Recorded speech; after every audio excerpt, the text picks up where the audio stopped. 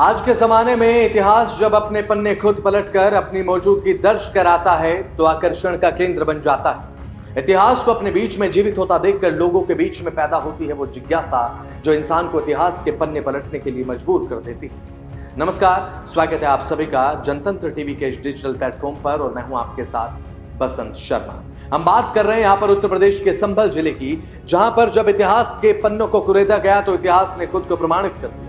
40 वर्षों के अंतराल के बाद शिव हनुमान मंदिर को फिर से खोले जाने के बाद भारतीय पुरातत्व सर्वेक्षण की एक उत्खनन की टीम ने जिले के चंदोसी क्षेत्र में एक बावड़ी का पता लगा लिया, जिसकी खुदाई ने लोगों के होश उड़ा दिए। इस पर यह रिपोर्ट देखिए। संभल, सनातन और सबूत, मंदिर, कूप और बावड़ी। संभल से चंदोसी, पुख्ता सबूत। इतिहास के पन्ने पलटे गए, प्रमाण मिलते गए। खुदाई में 250 साल पुरानी विरासत। संभल में सनातन के कितने सबूत। उत्तर प्रदेश के संभल जिले में प्राचीन शिव हनुमान मंदिर मिलने से इतिहास लोगों को अपने पन्ने पलटने के लिए मजबूर कर रहा है। इसी कड़ी में खुदाई के दौरान उत्तर प्रदेश के संभल की चंदोसी के लक्ष्मणगंज में बावड़ी वाले कुएं की खुदाई के दौरान 4 कमरे नुमा स्थान मिला है, जिसे इतिहास का परिदृश्य माना जा रहा है। संभल में लगातार कुओं के मिलने का सिलसिला जारी है। चंदोसी के कोतवाली क्षेत्र के लक्ष्मणगंज में बावड़ी वाले कुएं के नाम से प्रसिद्ध स्थान पर 4 कमरे नुमा स्थान मिलने के बाद से आगे की खुदाई जारी है, जिसे रानी की बावड़ी कहा जा रहा है कि 400 वर्ग मीटर क्षेत्रफल की एक बावड़ी मिली है। उन्होंने बताया है कि 4 कक्षों वाले इस संरचना में संगमरमर की कुछ मंजिलें। ऐसा कहा जाता है कि इस बावड़ी का निर्माण बिलारी के राजा के दादा के समय में हुआ था। दूसरी और तीसरी मंजिल संगमरमर से बनी है और ऊपरी मंजिलें ईंटों से बनी है, जो कि पुराने समय में हुआ करता था। संभल में रानी की इस बावड़ी को लेकर जब शिकायती पत्र दिया गया तो डीएम साहब अपने राजस्व विभाग की टीम के साथ यहां पर पहुंचे तो कुछ ऐसा खुदाई में मिला जिससे सभी के होश फाख्ता हो गए। खुदाई में मिली 150 साल पुरानी बावड़ी। क्या कहते हैं खुदाई में मिले अभिलेख?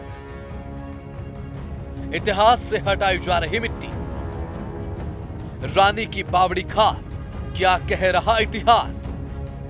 जामा मस्जिद से 27 से 28 किलोमीटर की दूरी पर स्थित 150 साल पुरानी बताई जा रही रानी की बावड़ी को लेकर मिले शिकायती पत्र के बाद डीएम अपनी राजस्व की टीम के साथ यहां पर पहुंचे तो खुदाई के दौरान मिली 3 मंजिला इमारत ने सबको हैरान कर दिया। इमारत को 3 मंजिला बताया जा रहा है। संभावना ये जताई जा रही है कि बावड़ी से सुरंग भी निकल रही है, जिसके बाद से ही लगातार एएसआई की टीम लगातार यहां पर खुदाई का काम कर रही है। संभल के डीएम राजेंद्र पेंसिया ने कहा है कि खुदाई के दौरान जो चीजें मिली हैं या आगामी कार्रवाई में जो अभिलेख मिलेंगे उन्हें संरक्षित किया जाएगा।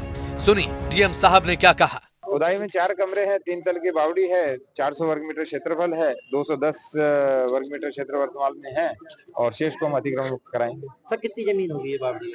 400 वर्ग मीटर क्षेत्र। अभी खुदाई और कितने दिन तक चलने की उम्मीद है? वो तो जब तक खुदेगी तब तक चलेगी। डीएम साहब ने साफ कर दिया कि जब तक ये खुदाई चलेगी, जब तक कार्रवाई जारी रहेगी। खुदाई के बाद संभल का इतिहास और विरासत ने वर्तमान को खुद से परिचित करा दिया है।